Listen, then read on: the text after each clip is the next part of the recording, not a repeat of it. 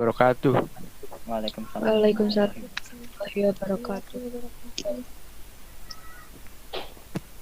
Kelompok 7 kan PPT kelompok kami yang berjudul metabolisme protein dan lemak. Sebelum masuk penjelasan, saya akan memperkenalkan anggota dari kelompok saya.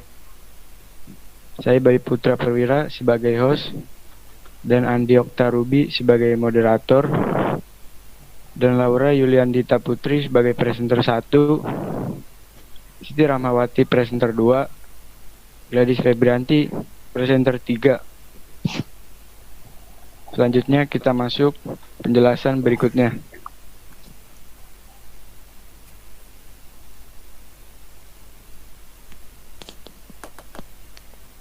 Ya, pertama ada pengertian katabolisme dan anabolisme. Katabolisme adalah serangkaian reaksi yang merupakan proses pemecahan senyawa kompleks menjadi senyawa-senyawa yang lebih sederhana dengan membebaskan energi yang dapat digunakan organisme untuk melakukan aktivitasnya. Kedua, anabolisme adalah suatu peristiwa perubahan senyawa sederhana menjadi senyawa kompleks. Nama lain dari anabolisme adalah peristiwa sintesis atau penyusunan. Baik, selanjutnya adalah materi katabolisme protein yang akan disampaikan oleh Saudari Gladys Febrianti. Kepada Gladys Febrianti, dipersilakan. Yang pertama ada katabolisme protein dan lemak. Katabolisme protein. Protein yang masuk dalam tubuh harus dipecah terlebih dahulu, dibantu oleh suatu enzim yang digunakan sel. Pembongkaran protein menjadi asam amino memerlukan bantuan dari enzim-enzim protease dan air untuk mengadakan proses hidrolisis pada ikatan peptida. Hidrolisis ini juga dapat terjadi jika protein dipanasi, diberi basa atau diberi asam. Dengan cara demikian, kita dapat mengenal macam-macam asam amino yang tersusun di dalam suatu protein.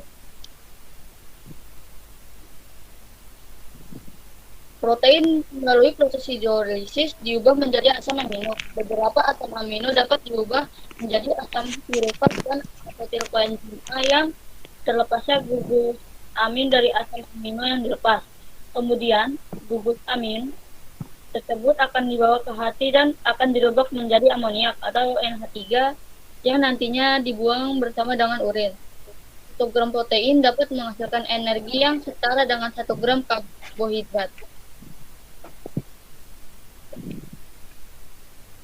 Selanjutnya ialah materi katabolisme lemak yang akan disampaikan oleh Laura Yuliandita Putri. Kepada Laura Yuliandita Putri, dipersilakan.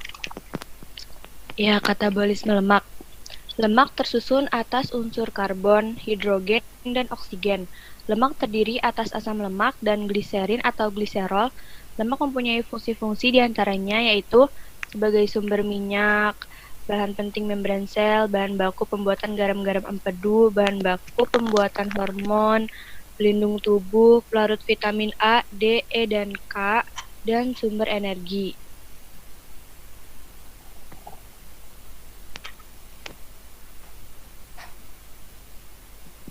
Proses katabolisme lemak yaitu masuknya lemak ke dalam tubuh dipecah menjadi gliserol dan asam lemak. Gliserol tersebut merupakan suatu senyawa yang memiliki 3 atom C. Hasil pemecahan lemak diubah menjadi gliseraldehid trifosfat.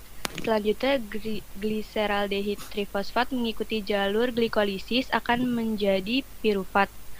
Asam lemak akan pecah menjadi molekul-molekul yang mempunyai 2 atom karbon. Selanjutnya akan diubah lagi menjadi asetil koenzim A.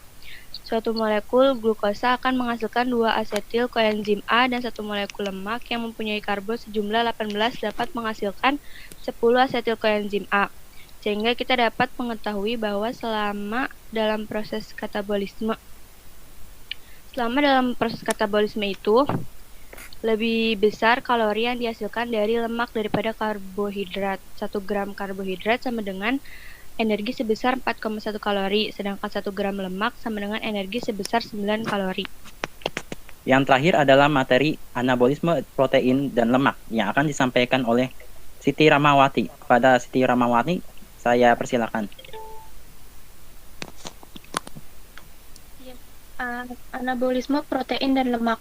Anabolisme protein itu terdiri dari yang pertama, produksi asam amino dari pembongkaran protein tubuh, sintesis asam amino di hati. Yang kedua, pengambilan nitrogen dari asam amino. Yang ketiga, proses pengolahan hasil sampingan pemecahan asam amino. Dan yang terakhir, ada sintesis protein dari asam-asam amino. Dan anabolisme lemaknya terjadi di sitoplasma yang memiliki enzim kompleks, yaitu asam lemak sintetas.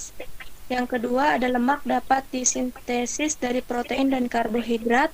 Yang ketiga, lemak tersusun dari asam lemak dan gliserol. Yang keempat, asam lemak terbentuk dari asetil CoA.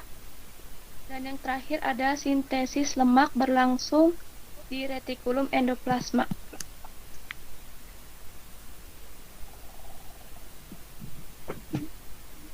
Demikian sesi presentasi setelah usai. Selanjutnya saya akan membacakan kesimpulan dari presentasi hari ini. Pada sistem metabolisme, makhluk hidup terdiri atas katabolisme dan anabolisme. Katabolisme protein merubah protein menjadi asam amino, lalu mengubahnya lagi menjadi asam pirufat, asetil koenzim A, dan amoniak.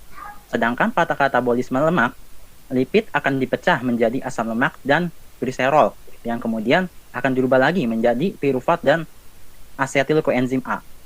Untuk anabolisme protein, mensintesis asam amino menjadi protein. Sedangkan pada anabolisme lemak, terjadi pensintesisan lemak oleh asam lemak dan gliserol.